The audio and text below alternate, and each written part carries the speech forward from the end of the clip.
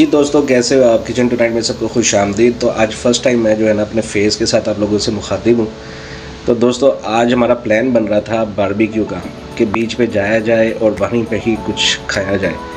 تو ڈیسائیڈ یہ ہوا سب دوستوں کا کہ ہم جو ہے نا گھر سے ہی کچھ بنا کر تو لے کر چلتے ہیں۔ تو ابھی میں نے سوچا کہ کیوں نہ پھر اس کا ویلاگ بنایا جائے۔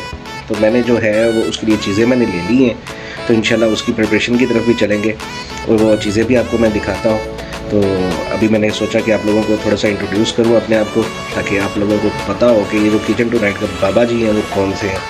تو یہ ہم ہیں۔ تو یہ ہمارے سرفراز بھائی بیٹھے ہوئے ہیں، جو کہ ادھر بیٹھے میچ کو انجوائے کر رہے ہیں، سری لنکا اور بنگلہ دیش کے میچ کو۔ تو اس کے ساتھ ساتھ ہم کوکنگ بھی کریں گے، اور کچھ دوست ہمارے جو ہے نا وہ باہر گئے ہوئے ہیں کچھ اور چیزیں لینے کے لیے۔ تو ابھی بنگلہ دیش نے ایک اور وکٹ بھی لے لی ہے۔ تو ابھی میں آپ کو چلتا ہوں کچن کی طرف لے کے، ادھر ہم آپ کو دکھاتے ہیں کہ میں کیا کیا ابھی شاپنگ کر کے آیا۔ لیکن دوستوں، ڈیسائیڈ یہ ہوا تھا کہ ہم جو ہے نا وہ مٹر والے رائس بنائیں گے، تو جس کے لیے میں جو ہے نا باسمتی رائس بھی لے آیا ہوں لانگ گرین کے ساتھ۔ اس کے ساتھ میں جو ہے وہ مٹروں کا ایک پیکٹ لے کر آیا ہوں۔ اس کے ساتھ ہم جو ہے نا وہ فل ہول لیگ چکن لے کر آئے ہیں۔ اس کو ہم میرینیٹ کریں گے اور اس کے ہم تکے بنائیں گے۔ اس کے ساتھ میں یہ دیکھیں تکا مسالہ بھی شان کا لے کر آیا ہوں۔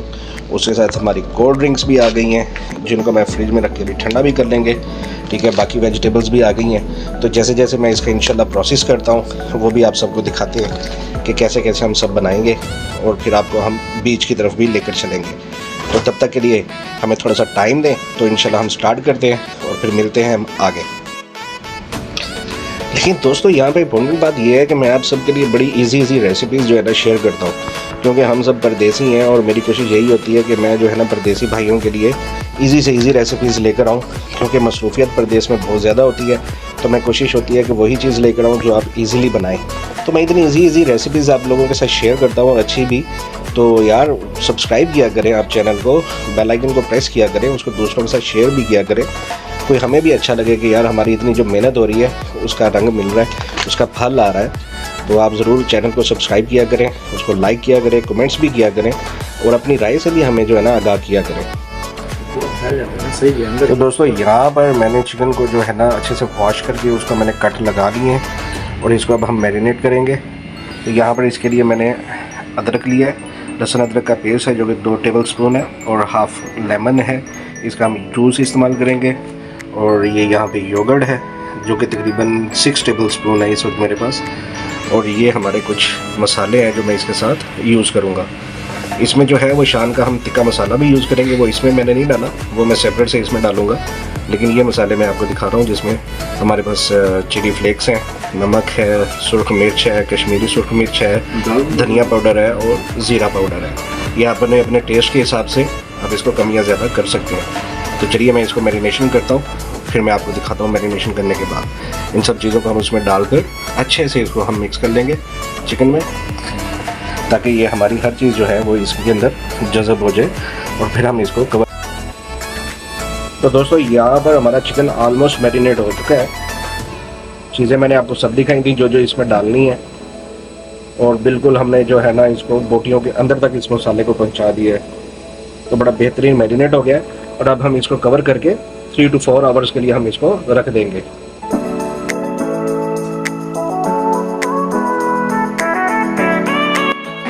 جی دوستو، تو اب ہم چاولوں کو تیار کرنے لگے ہیں۔ اس کے لیے چاول میں نے لے لیے تقریباً 1.5 کلو کے قریب۔ اس کو میں نے 2 آورس پہلے میں نے بھگو دیا تھا اچھے سے، اور یہ چاول بہترین ہمارے جو ہے نا اب سوک ہو چکے ہیں۔ اس کے ساتھ ہمارے یہ مٹر بھی تقریباً ریڈی ہیں، ان کو بھی اچھے سے واش کر کے رکھ لیا تھا۔ ساتھ میں نے 3 عدد میں نے پیاز لیے ہیں، اور 3 عدد ہی میں نے ٹماٹر لیے ہیں، اور کچھ ہم نے سبز مرچیں لی ہیں۔ تو چلیے اس کو تیار کرتے ہیں۔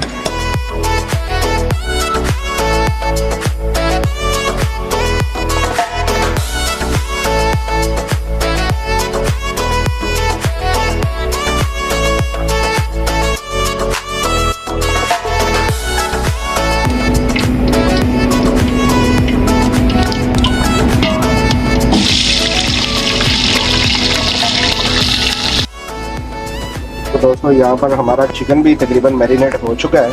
تو میں سوچ رہا تھا کہ چاولوں کے ساتھ ساتھ کیوں نہ چکن کو بھی جو ہے نا وہ پروسیس کرنا سٹارٹ کروں، ان کے بھی بنانا سٹارٹ کروں، تاکہ نا ٹائم کی بچت ہو، کیونکہ ٹائم بہت تیزی سے گزر رہا ہے اور ٹائم شارٹ ہے۔ تو اس لیے میں نے چاولوں کے ساتھ ساتھ اب ان کو بھی میں فرائی کرنے لگا ہوں۔ تو دوستوں ابھی میں نے 3 پیس ڈالے ہیں اور بالکل لو فلیم پہ ان کو میں جو ہے نا وہ فرائی کر رہا ہوں. تو میں یہ جیسے جیسے یہ اس کا پروسیس ہوتا ہے میں آپ کو ساتھ ساتھ دکھاتا ہوں اس کو. ہم نے بالکل لو فلیم پہ اس کو رکھنا ہے. ادھر ہمارے پیاز بھی جو ہے نا تقریباً گولڈن ہونا شروع ہو چکے ہیں. تو ابھی ان میں ہم باقی چیزیں ڈالتے ہیں. تو دوستوں اب ہم ٹماٹر ایڈ کرنے لگے کیونکہ ہمارے جو پیاز ہیں وہ تقریباً گولڈن ہو چکے ہیں. تو زیادہ گولڈن نہیں کرنے کیونکہ ہم مٹر پلاؤ بنا رہے ہیں تو زیادہ گولڈن نہیں کرنے, تو اس لیے اب ٹماٹر ایڈ کریں گے. اچھا دوستوں ہم نے ٹماٹر ڈال کے ان کو بھی ہم نے اچھے سے مکس کر لیا ہے. اسی سٹیج پہ میں جو ہے نا اس کے ساتھ سبز مرچیں بھی ایڈ کر دوں گا.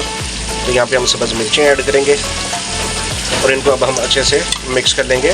اور تھوڑا سا پانی ڈال کر ان کو میں گلنے کے لیے رکھ دوں گا. تھوڑا سا ہم ان کو ٹماٹروں کو اور اس کو ہم گلا لیں گے. ادھر ہمارے جو ہے وہ چکن بھی تیار ہو رہے ہیں.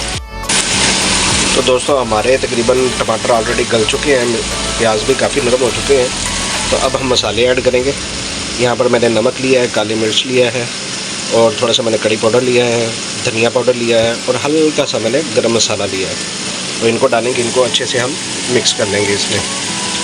میں اس میں سرخ مرچ نہیں ایڈ کر رہا کیونکہ جو مٹر پلاؤ ہے یہ بلیک پیپر میں زیادہ اچھا لگتا ہے, اس میں زیادہ ٹیسٹی آتا ہے.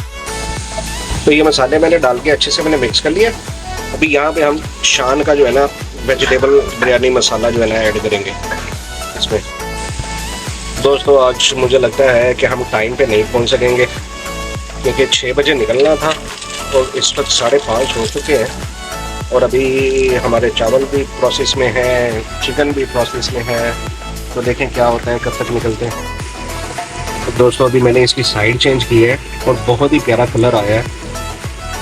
اب اس کو میں دوسری سائڈ پر تقریباً 6 سے 7 منٹ کے لیے دوبارہ اس کو پکنے دوں گا لو فلیم پہ.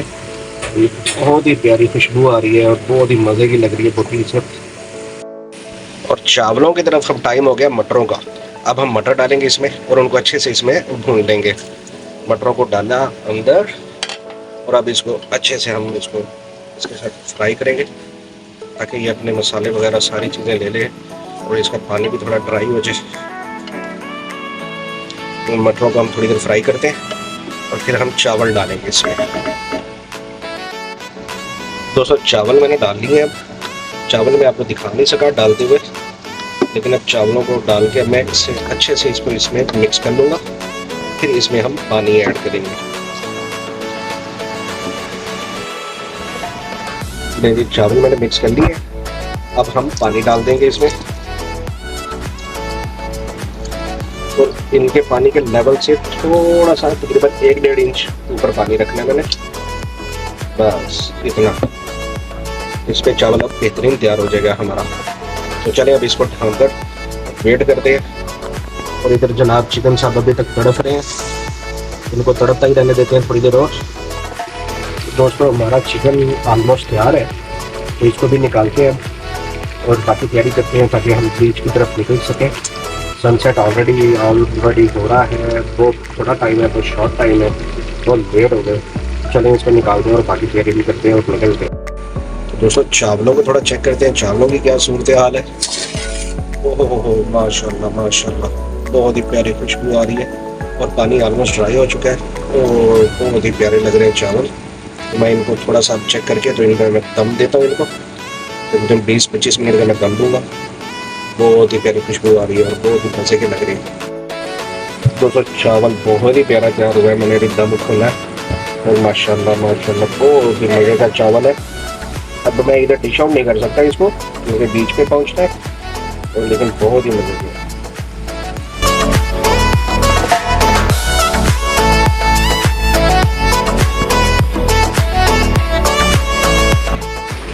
لو دوستو اب ہم نکلے اس وقت بیچ کے لیے اور یہ بہت لیٹ ہو چکے ہیں. ہاں جی ابھی بھائی اتنا لیٹ کیوں کرا دیا آپ نے؟ بس میں ذرا باربر کے پاس گیا. اچھا, اور اسپیکر بھی چارج نہیں ہوا تھا. اب سن سیٹ تو نہیں ملنا. تو دوستو اب ہم چلتے ہیں لفٹ کی طرف اور بیٹھتے ہیں گاڑی میں. سامان گاڑی میں رکھ لیا باقی سب نے جا کے, تو ہم بھی جا رہے ہیں. تو باقی پھر ویلاگ وہاں سے کرتے ہیں آگے. گاڑی کدھر ہے؟ گاڑی وہ ہو رہی گاڑی. دوستو گاڑی کی طرف جا رہے ہیں, شام ہو چکی ہے آلریڈی. اب گاڑی کی طرف جا رہے ہیں ہم. عمر بھائی ڈرائیو کر رہے ہیں. عمر اتنی دیر کیوں کر دیا یار؟ سن سیٹ پہ پہنچنا تھا ہم نے. سر جی کوکنگ اور تیاریاں یہ چیزیں ایسی ہیں کہ آپ اتنا مرضی جلدی پلان کر لینا آپ لیٹ ہو جاتے ہیں. صحیح بات ہے, ایسے ہی ہے. تو اے بی بھائی آپ سے اوپر بھی بات ہوئی ہے. بہت ایکسائٹیڈ ہے, جا رہے ہیں سب, بہت مزہ آنے والا ہے. وہاں پہ سوئمنگ بھی کریں گے, کھائیں گے بھی, گوسپ بھی کریں گے اور کارڈس بھی کھیلیں گے اور اس میں آپ سے شرط بھی لگے گی. واہ جی خضر بھائی. جی تو آج کی پارٹی جو ہے ماشاءاللہ سے اے بی بھائی کی طرف سے ہے ایکچوئل میں, اور کل کی پارٹی خضر بھائی کی طرف سے. اوکے تو انجوائے ہوگا بس. چلے اب بیچ پہ چل کے پھر باقی انجوائے کر دیں. اور ملتے ہیں نیکسٹ ولاگ میں جو کہ انڈیا اور پاکستان کا ہے. اوکے.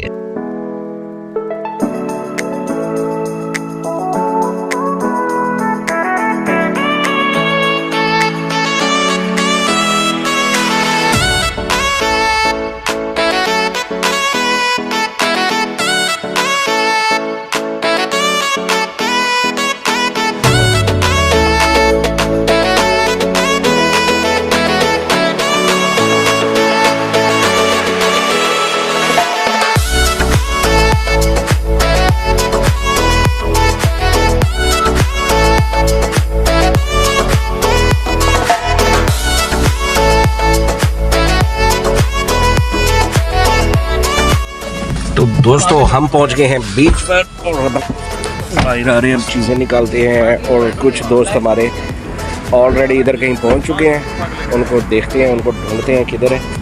چلو بھائی سامان نکالو بھائی. لے جاؤ یار, گاڑی لے جاؤ, ہم ہمارے پاس کون گاڑی ہے. کیا وہ آگے لے کے جانی ہے گاڑی؟ تو وہ پلان یہ ہو رہا ہے کہ تھوڑا سا آگے جا کے بیٹھنا ہے تو گاڑی کو آگے لے کے جایا جائے. وہ لائٹوں کے پاس وہ کہہ رہے ہیں جانا ہے, لائٹس جہاں لگی ہوئی ہیں. تو چلیں دیکھتے ہیں. السلام علیکم بوائز, ہاؤ آر یو؟ ہاں جی سرفراز بھائی آپ لوگ پہلے پہنچ گئے ہم سے. پہلے پہنچ گئے. اور سنائیں. یس ساجد بھائی how are you? Good good good good. ادران بھائی ہاؤ آر یو؟ آپ لوگ ہم سے پہلے پہنچ گئے ہیں. یار وہ گاڑی ہمارے پاس ہوگی نا, آپ پھر کام ہو جاتا ہے, میں ٹیکسی کروا لیتا. اوکے اوکے اوکے چلے. نہیں آپ کا سفر صحیح رہا. بہترین بہترین بہترین. چلے جی اب ہم چلتے ہیں کسی جگہ کی طرف, کوئی اسپاٹ ڈھونڈتے ہیں.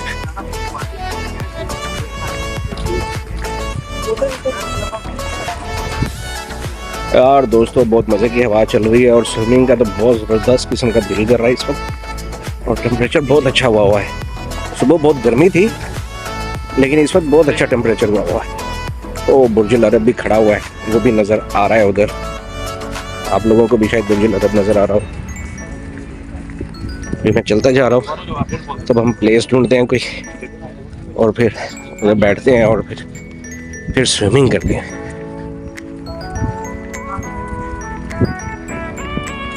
بہت زیادہ ٹریفک ہے کیونکہ ویکینڈ سٹارٹ ہو چکا ہے.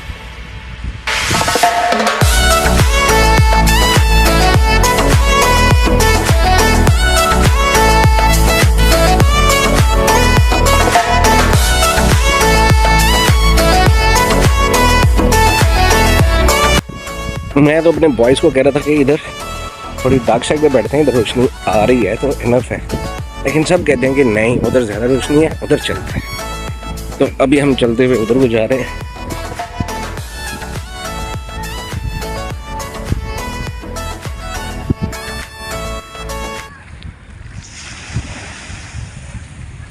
یہ جو سمندر کا یہ جو لہروں کی آواز ہے نا, آئی لوڈ اٹ, مجھے بہت پسند ہے. Simply love it. آپ کو بھی آواز آ رہی ہوگی.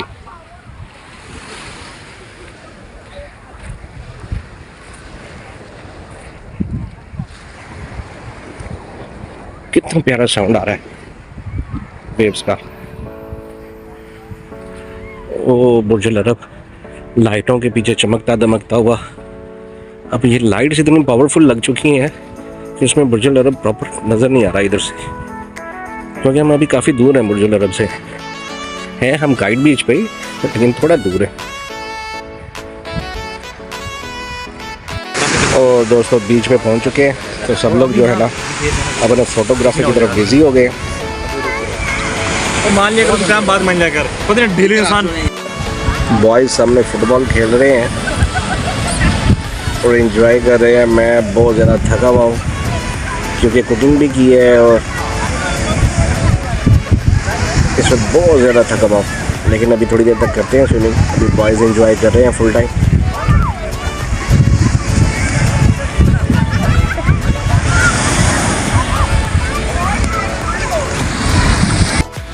दोस्तों बहुत थक गए हैं, बहुत नहा लिया और खाना भी खा लिया।